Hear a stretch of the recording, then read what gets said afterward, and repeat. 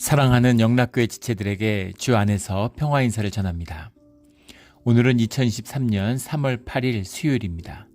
오늘의 묵상 본문은 역대상 7장 1절로 40절까지의 말씀입니다. 오늘 본문 말씀 7장 1절부터의 말씀은 이렇게 시작합니다.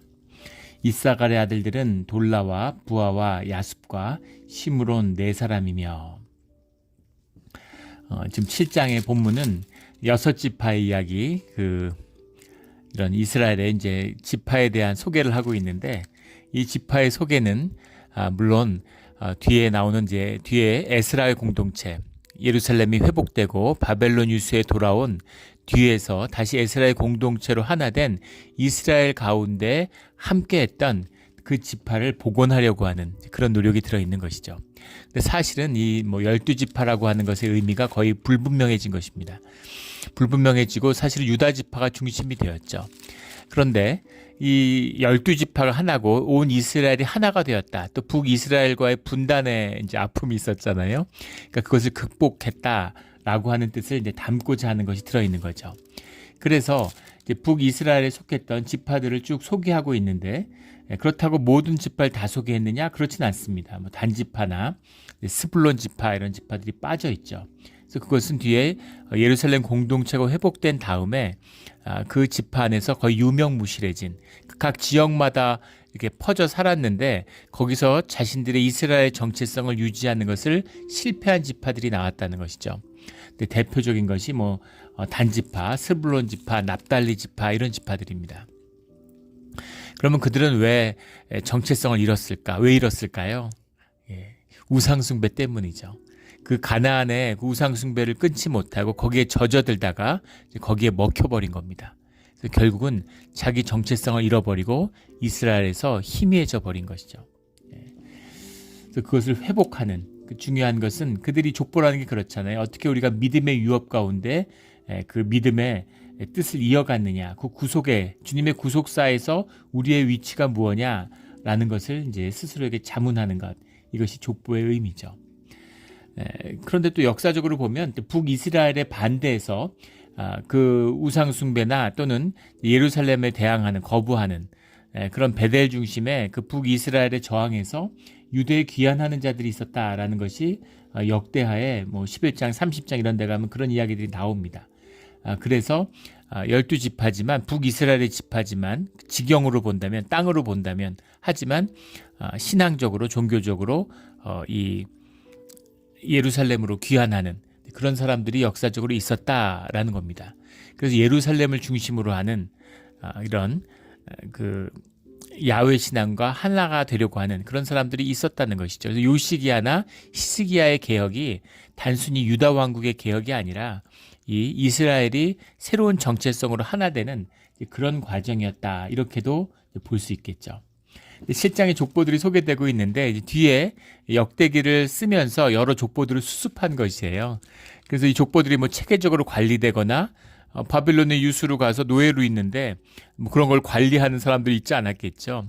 흩어졌던 걸 족보를 정리하고 모으고, 그러다 보니까 중복되는 것들도 나오고, 그 다음에 불완전한 것들도 나오고, 또 굉장히 부족한 것들도 나오는 것입니다.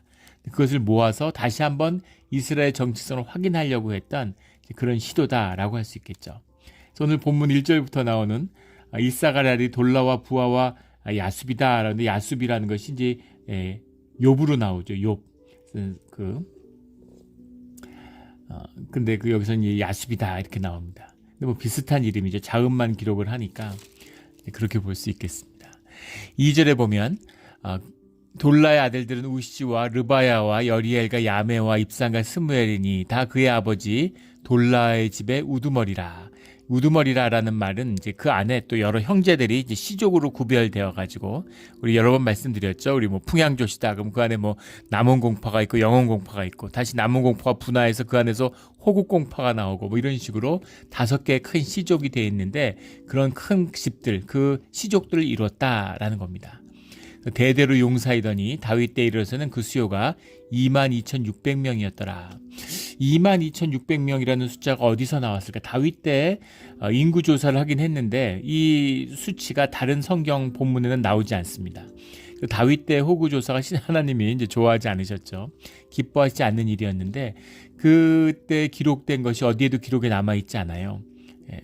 그래서 다윗 때 한 그 기록이 남아 있는 것일 수도 있겠죠. 그러나 다른 곳에서 중복해서 확인할 수 없는 그런 숫자다. 22,600명이라고 하면 오히려 민수기에 나오나 이런 숫자에 비해서 많이 이제 축소된 것이다. 이렇게 볼 수 있겠죠. 왜냐하면 우시의 가문이 중요한데 우시의 가문이라는 것이 이제 이사갈의 지파에서 가장 중심이 되는 게 이제 우시죠. 우시를 밝히는 것 이게 이제 중심이에요. 우시의 아들들은 이스라히야요. 3절에 보면 이스라히야의 아들들은 미가엘과 오바댜와 요엘과 이시야 5사람이 모두 우두머리며 지금 5사람이 근데 4사람만 나오잖아요. 사실은 이제 우시의 아들이 이스라히야의 아들이 아니라 이스라히야도 아들인 것이죠. 이스라히야, 미가엘, 오바댜, 요엘, 이시다가 다 우시의 아들들로 또 우시에게서 5종족이 나온 것입니다. 5시족이 크게 분화된 것이죠. 우시의 가문이 이제 중요한 거예요. 4절에 나오는 그들과 함께 있는 자라는 표현은 이들이 모두 우시의 자손들이고 우시의 계보다라는 의미죠. 그 종족대로 능히 출전할 수 있는 군대가 36,000명이니 36,000이라는 숫자가 어떻게 나올 수가 있느냐 이렇게 우시의 한 집안에서 한 지파 전체 이사갈 전체 지파가 아니라 우시의 지파에서 36,000이 나오고 이사갈의 지파에서는 87,000명이 나왔다. 5절에 이건 상당히 많이 나온 것이죠. 굉장히 숫자가 많아졌다는 뜻이 들어있는데 그렇다면 이것이 하나님의 축복이냐 하나님이 축복하셔서 하나님이 생명을 왕성하게 하신 것이냐 하면 그게 아니다라는 뜻을 밝히려는 데 있는 것이죠. 이사갈 지파 사람들이 많은 거예요. 근데 그 사람들이 많은 이유는 처자가 많기 때문이다 이렇게 쓰고 있습니다. 무슨 얘기냐면 일부 다처를 했다는 얘기죠. 부인을 여러 명 거느리니까 자식들이 많이 태어나는 거죠. 근데 이것은 성경 전체에서 주님이 기뻐하시는 일이 아닙니다. 우리 신명기 17장에도 나오는 이야기고 또 창세기에도 나오는 말씀이죠. 창세기 25장에도 그 일부 일처라는 것이 주님이 만드시는 가족을 구성하는 원리라는 걸 밝히고 있어요. 창세기 4장에 보면 인간의 타락의 결과가 일부 다처로 나타나는 것이 드러납니다. 일부 다처가 뭐예요? 누가 다처를 하겠어요? 힘 있는 사람, 돈 있는 사람이 하는 것이죠. 그 시절에는 지금처럼 장사를 하고 기업을 하는 게 아니니까 다 힘 있는 사람이죠. 힘 있는 사람이 돈도 있고 권력 있는 사람이 이렇게 다 갖는 것이죠. 근데 그들이 이제 다처를 두는 겁니다. 그래서 그 안에서 자식들이 많이 태어나는 거죠. 지금도 사우디 같은 데 보세요. 지금의 그 사우디 왕조를 연 압둘 아지즈인가요? 그 왕 보면 자식이 수백 명이고 지금 그 아들만 2만 명이 넘는다는 거잖아요. 왕자만. 공주가 아니고 왕자만 한 2만 명 된다는 거잖아요. 근데 불과 2차 대전 이후에 불과 한 3대 정도가 내려왔는데 어떻게 그럴 수가 있을까요? 3대, 4대 정도 됐겠죠. 부인을 수십 명씩 두니까 그렇게 되는 거죠. 지금도 자식을 가장 많이 둔 사람이 무슨 아프리카의 부족의 왕인데 100몇십 명의 아들을 둔 그런 것이 이제 해외 토픽에 나기도 합니다. 근데 이게 무슨 얘기냐면 하나님의 축복한 뜻이 아니라 사실은 하나님과 멀어졌기 때문에 숫자가 많아졌다는 의미를 담고 있는 겁니다. 이사갈 지파 사람들이 우리 안에 많아. 근데 그것이 하나님의 축복은 아니야. 이것이 핵심인 것이죠. 겉으로 보면 현상으로 보면 다 좋은 게 좋은 것 같죠. 주님이 돈을 주시죠. 주님이 물질의 축복을 주십니다. 근데 세상도 물질의 축복을 줘요. 겉으로 보면 뭐가 다를까요? 같은 돈인데 같은 집 지고 사는데 같이 물질의 풍요를 누리는데 근데 그것은 완전히 다르다는 겁니다. 주님이 주시는 것을 먹는 것과 세상이 주는 걸 먹는 건 완전히 달라요. 주님의 종이 됐다는 것과 세상의 종이 됐다는 건 완전히 다르죠. 그걸 어떻게 비교할 수 있겠습니까? 좋은 게 좋은 게 아닌 것이죠. 주님에게 준 것, 주님의 것만 먹어야 되는 것입니다. 그것이 결국 복의 근원이 되고 그것이 축복의 근원이 된다라는 것을 바빌론에 가서 깨달은 것이죠. 우리가 성경을 통해서 이스라엘의 역사를 보면 전혀 다른 게 느껴지죠. 사실은 이제 역사학자들 세상의 기록을 통해서 보면 역사의 기록을 유다와 이스라엘을 합쳐서 이스라엘 역사에서 가장 이스라엘이 번영했던 때는 오므리 왕 때, 뭐 여로보암 2세 때 이럴 때였다고 그러죠. 그럴 때 이제 이스라엘이 흥왕했던 거예요. 눈으로 보면 국력이 풍요롭고 잘 살았던 것이죠. 근데 결국은 그것이 이스라엘이 망하는 원인이 됐다라는 것이 성경의 가르침입니다. 우리 주님의 은혜 가운데서 주님이 주신 것으로 배부르는 그런 우리 축복의 자녀들이 되기를 주의 이름으로 축원합니다. 아멘. 또 우리 6절부터는 베냐민 자손에 대한 6절부터 12절까지죠.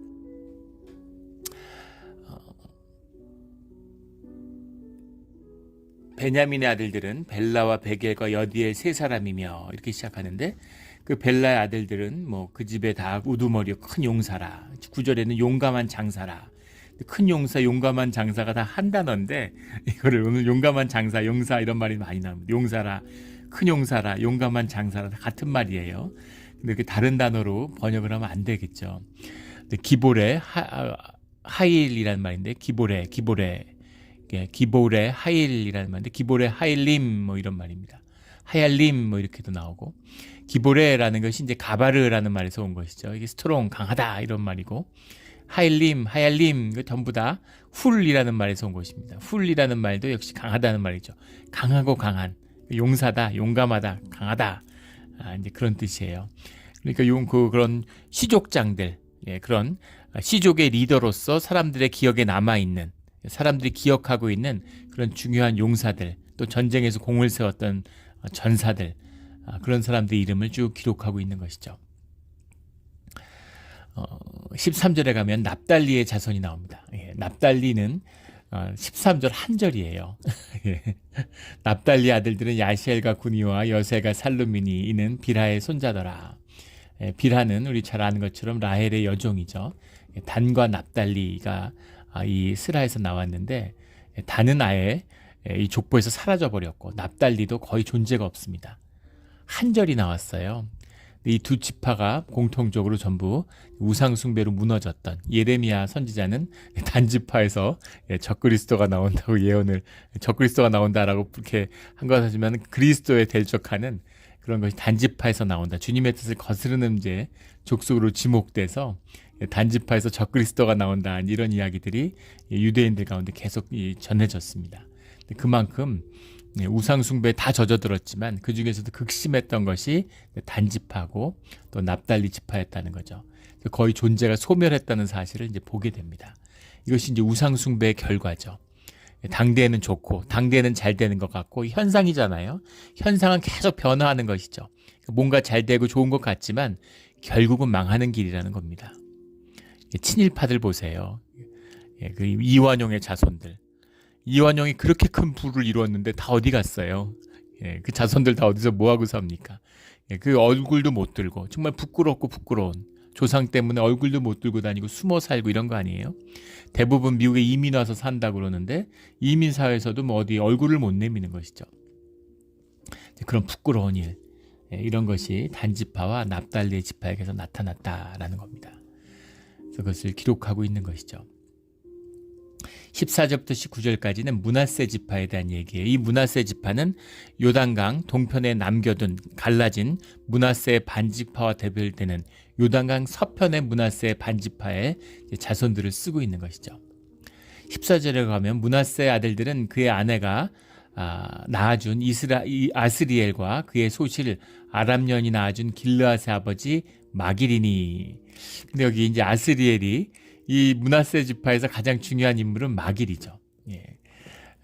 마길은 우리 창세기 50장에 보면 그 요셉이 키웠다. 요셉이 자식같이 키웠다. 이렇게 나옵니다. 그래서 마길이 이제 므낫세 지파의 중심 인물이고 여기 보면 족보가 이제 혼란스럽다는 걸 알 수가 있죠. 기록이 아스리엘이라고 하는 건 민수기에 보면은 마길의 그 손자로 나옵니다. 그래서 므낫세의 이제 증손자가 되겠죠.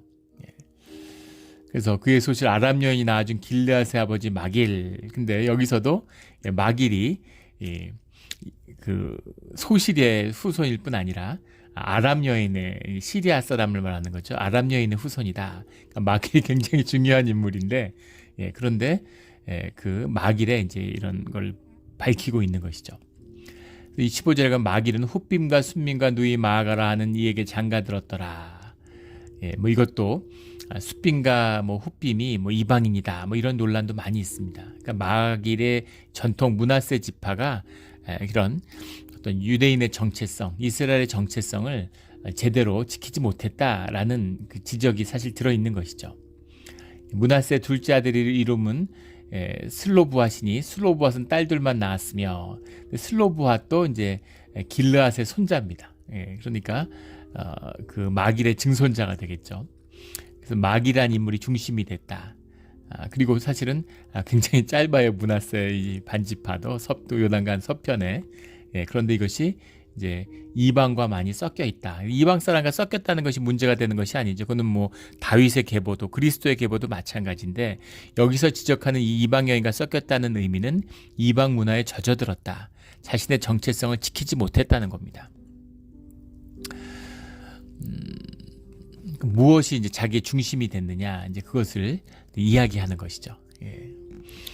근데 그 어머니가 이방 여인인데 이스라엘이 중심이 돼서 잘할 수도 있는 거죠. 지금의 이스라엘은 이제 모계를 인정합니다. 어머니가 이스라엘이어야지 이스라엘 사람이에요. 아버지가 누군가는 이제 중요하죠. 이제 보통 나라들이 다 부계를 중심으로 하는데 이스라엘은 모계를 중심으로 해요. 어머니가 키우기 때문이죠. 그런데 그 어머니가 이방인이라 할지라도 또 부계를 중심으로 그 계보가 이어지기도 합니다. 룻기 같은 걸 보면 알 수 있죠. 그런데 이방 문화에 젖어든 이방 문화로 섞여버린 것은 인정하지 못한다라는 거죠. 그 F4 비자라는 게 있죠. 해외 동포 비자라는 것이 있습니다. 그래가지고 그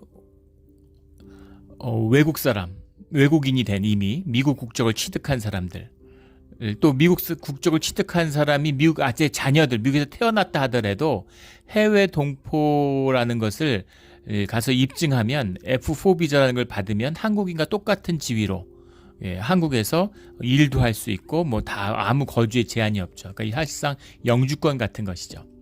그런데 세상에 부모가 한국 사람이었다고 자식이 한국 사람이냐 아니냐, 어머니가 한국 사람이었어도 괜찮아요. 아버지가 한국 사람이어도 괜찮아요. 근데 그걸 어떻게 인정할 수 있을까? 한국은 그 기준을 한국어에 둡니다.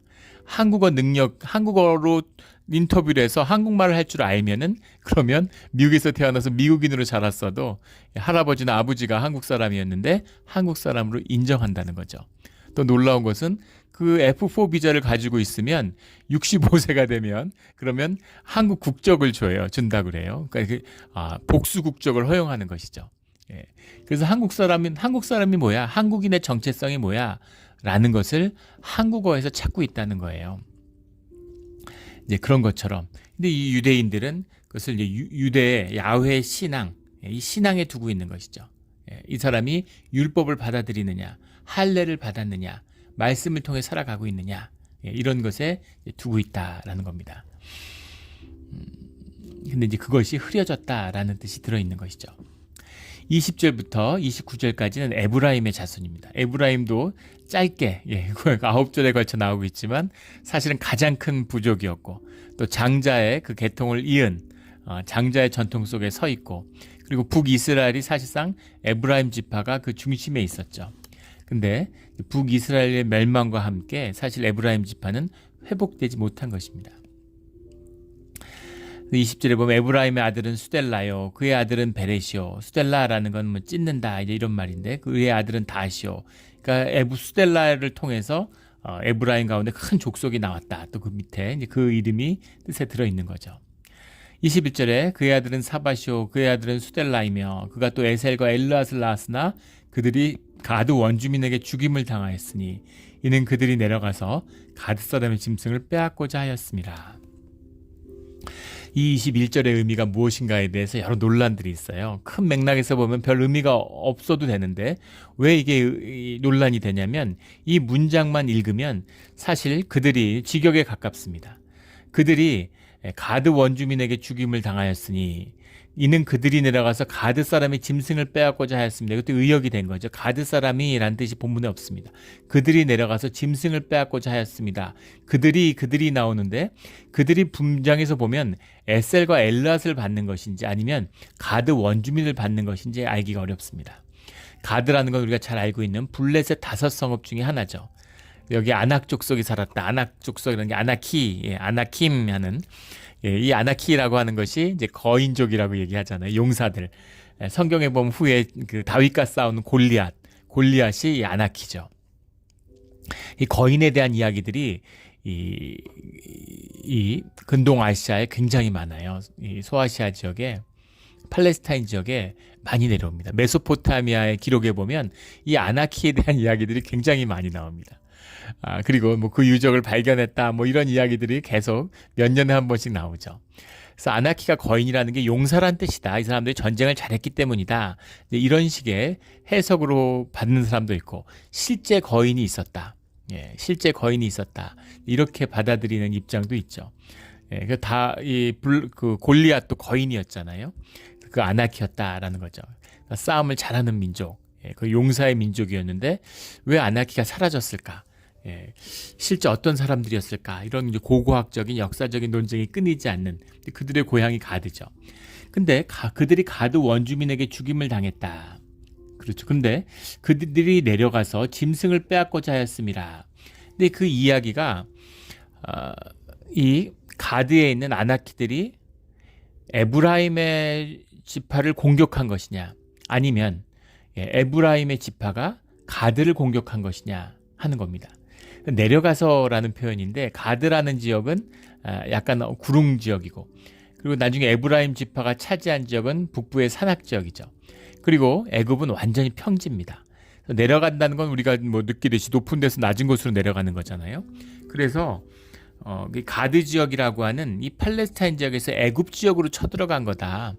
애굽 지역에 있었을 때의 얘기다. 이렇게 이야기하는 겁니다. 애굽 지역에 살았을 때 그때 이 아나키들이 가드의 원주민들이 애굽을 침략했다는 얘기다. 이렇게 해석하는 입장이죠.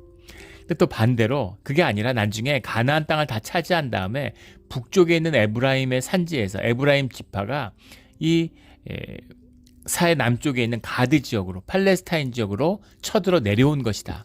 그렇게 해석하는 입장도 있는 겁니다. 근데 무엇이 맞는 해석인가는 어려워요. 알기 어렵습니다. 22절에 그의 아버지 에브라임이 여러 날을 슬퍼함으로 이렇게 되어 있습니다. 에브라임이 에셀과 엘랏이 죽음 때문에 슬퍼했다는 것이죠. 그래서 에브라임이 슬퍼했으니까 당연히 에브라임은 요셉의 아들이잖아요. 그러니까 초기에 애굽에 있었던 얘기다. 이렇게 보는 입장과, 그게 아니고 이 에브라임이라는 게 에브라임 지파가 모두 슬퍼했다는 얘기다. 그렇게 보는 해석이 있습니다. 근데 어떤 해석도 다 가능해요. 본문만 읽어보면, 원문상으로는. 그런데 왜 이것을 기록했을까라는 것이 도전이 되는 것이죠.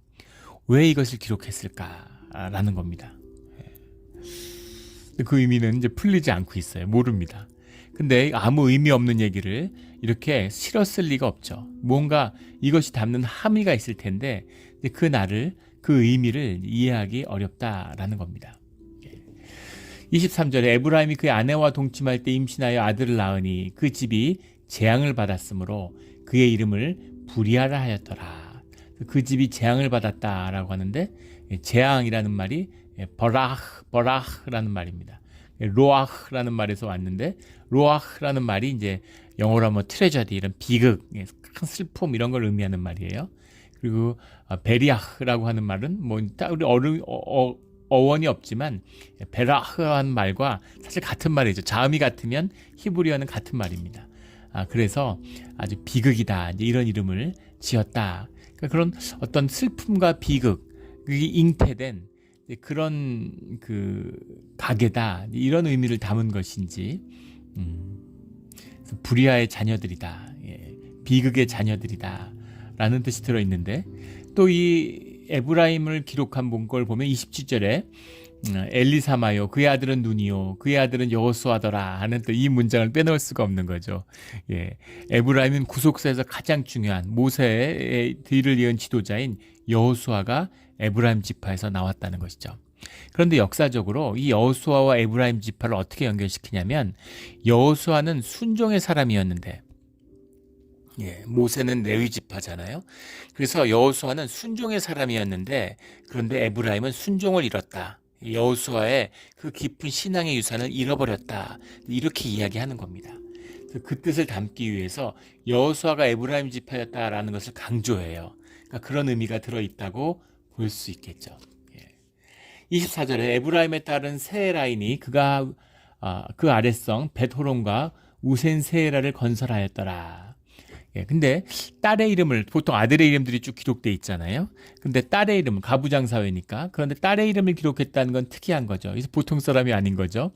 자신의 힘으로 큰 성읍을 개척한 것입니다. 그런데 그가 아래 윗성 베토론과 우센세라를 건설하였다. 우센세라는 세라의 귀 이런 뜻이니까 자기 이름을 따서 도시를 지은 것이죠. 근데 우센세라가 정확히 어디인지는 모르지만 베토론이라는 지역과 가까이 있었겠죠. 근데 베토론은 유다와 이스라엘의 경계입니다. 전쟁터로 유명하죠. 에브라임 산지가 쭉 내려오다가 유다의 평야와 만나는, 그러니까 평야에 내려와서 거기서 싸우는 거죠. 그래서 베토론은 이제 역사적인 전쟁터였습니다.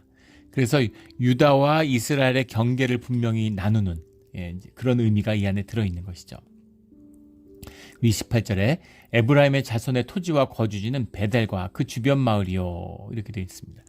베델이라는 것이 이제 굉장히 역사적으로 중요하죠.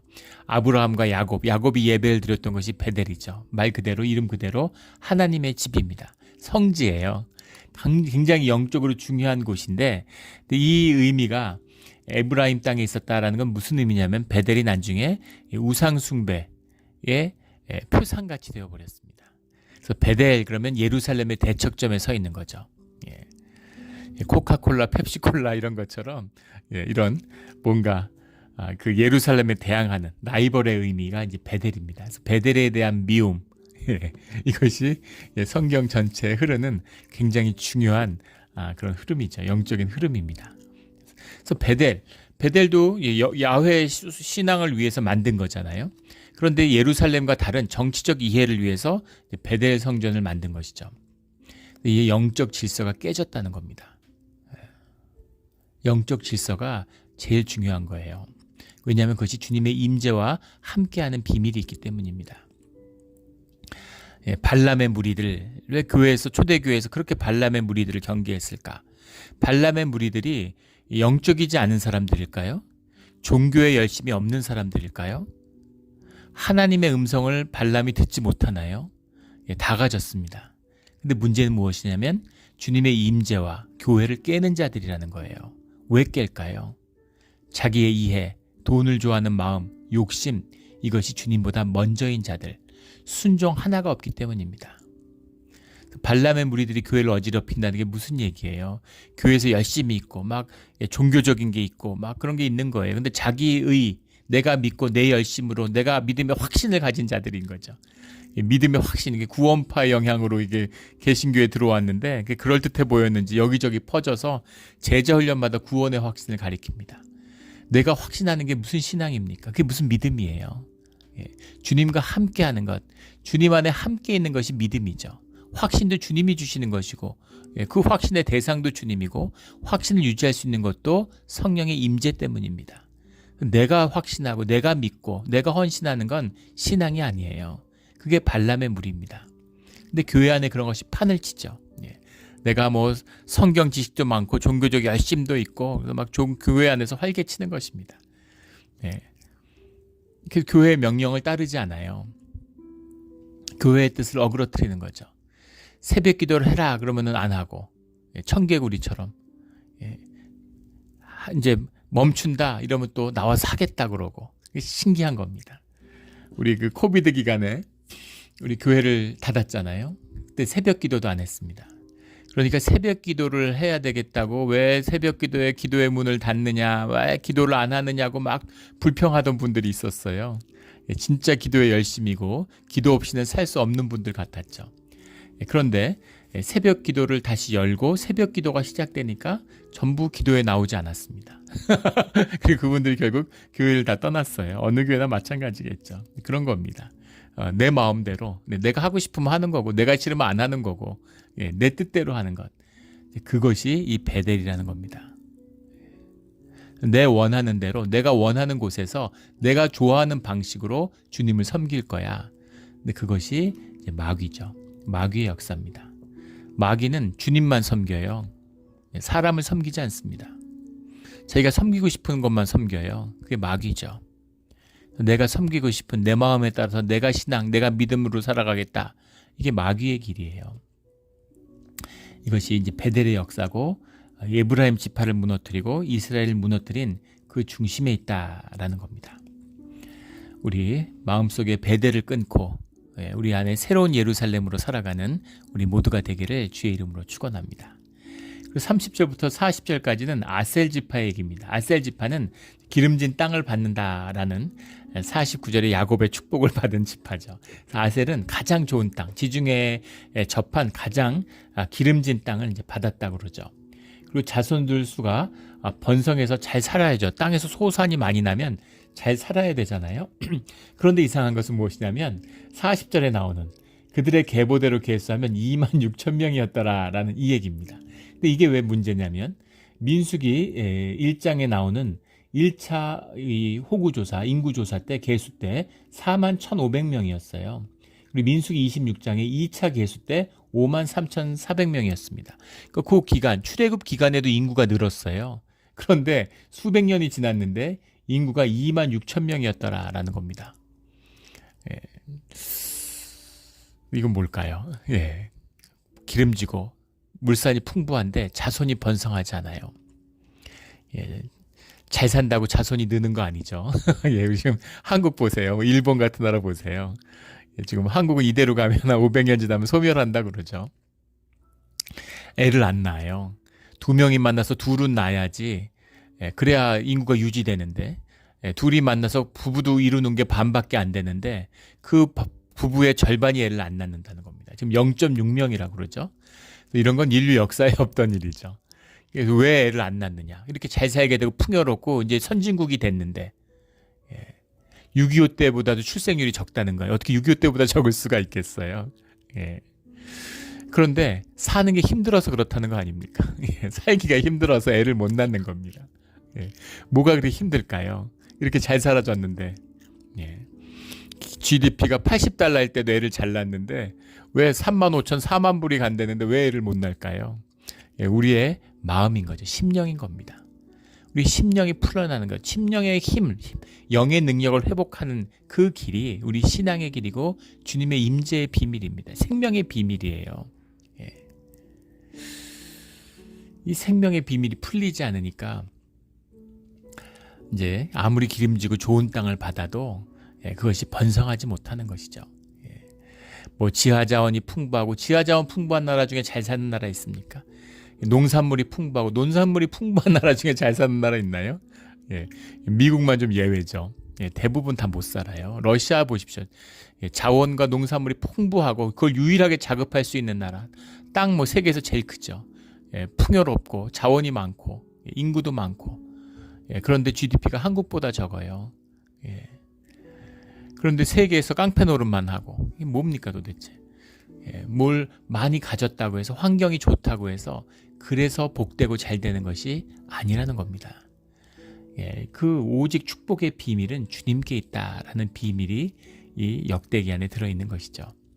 이 비밀을 깊이 깨달아 이 신앙의 유업, 지금은 별 볼 일 없어 보여도 초대교회를 보세요. 신앙이 지금은 별 볼 일 없는 것 같지만 결국은 이것이 복되고 땅의 축복을 얻는 것은 물론이고 하늘의 축복을 얻는 그런 복된 유전의 시작이다라는 것을 우리 분명히 깨달아 몸으로 사는 우리 모두가 되기를 주의 이름으로 축원합니다. 아멘. 기도드리겠습니다. 하나님 아버지 감사합니다. 우리 늘 세상에서 살면서 또 세상을 보면서 솔직히 부러워하는 마음이 있었습니다. 악인이 흥황하는 것을 보고 그것을 부러워하지 말아야 된다는 걸 알지만 사실은 부러운 마음이 우리 안에 있었습니다. 주님, 그러나 그것은 잠깐이고 영원한 복을 누리는 영원한 생명의 축복을 누리는 비밀이 주 안에 있음을 또한 저희가 압니다. 믿음으로 보이지 않는 것을 보며 주님의 축복을 누리며 살아가는 나만 잘 살고 끝나는 것이 아니라 자자손손이 주님의 유업을 이루며 주님의 뜻을 이루어가는 그런 복되고 귀한 우리들의 가족과 교회가 되기를 간절히 소원합니다. 감사하며 예수 그리스도 이름으로 기도드렸습니다. 아멘.